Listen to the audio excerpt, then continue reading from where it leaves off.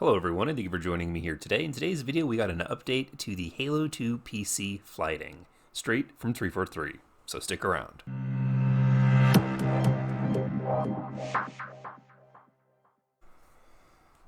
Alright, now the following information can be found over at halowaypoint.com. I will put the link in the description in case you guys are interested in looking at the blog post. It is very tiny, so let's go ahead and get into it.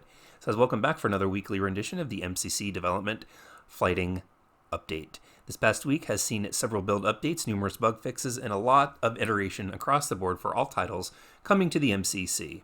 This update, we're going to focus on two key pieces, the current flighting status and the new flight invite process.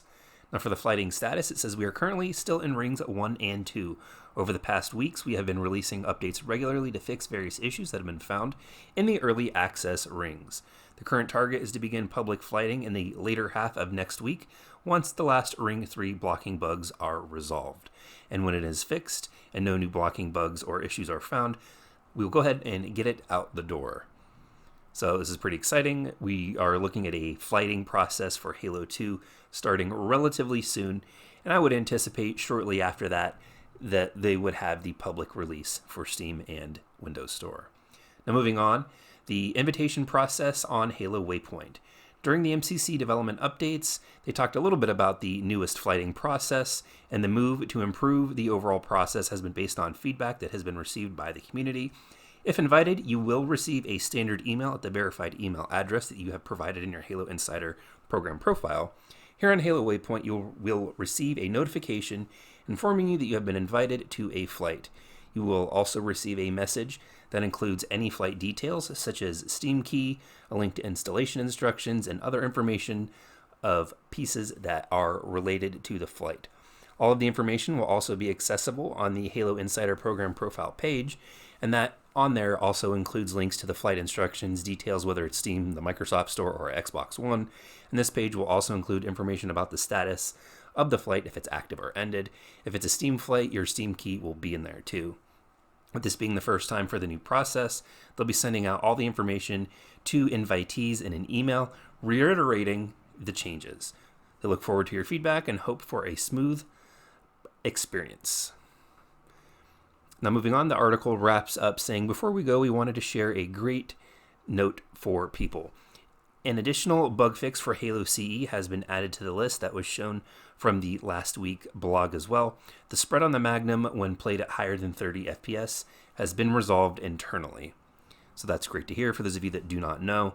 If you play the original Combat Evolved, whether it's on the PC or the Xbox, there was a bug that was introduced that since it's being played faster than 30 frames per second, the bullet spread on the Magnum, which didn't really exist in the original release, has now been fixed internally, so I would expect that to come out once the new content update comes out later on.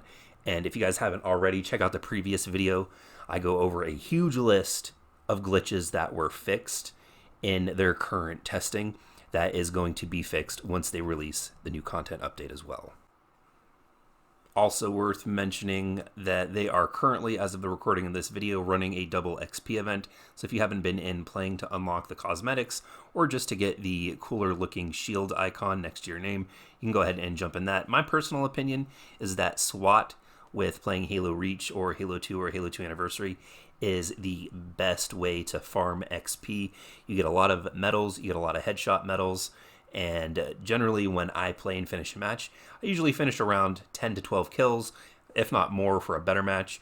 But with that 10 to 12, I at least get anywhere between 20 and 25,000 XP altogether, considering all of the different categories that you can earn that in.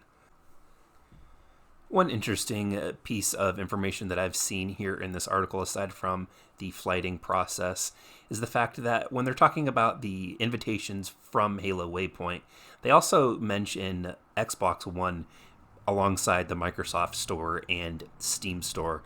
Now, right now, currently, Halo is only being flighted on PC, but the fact that they actually threw Xbox One in there leads me to believe that maybe they may start flighting some of these stuff for the MCC on the Xbox One as well. We're going to be hopefully getting a custom games browser eventually once they're able to get back to work and fully get rolling again.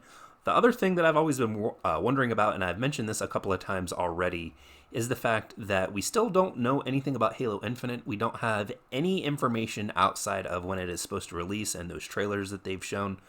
We're hopefully going to be getting a beta or a flight for Halo Infinite. Now, with it being this close to the middle of the year, I mean, we're just a couple of months away. The fact that E3 is canceled, their big event that they had planned is canceled.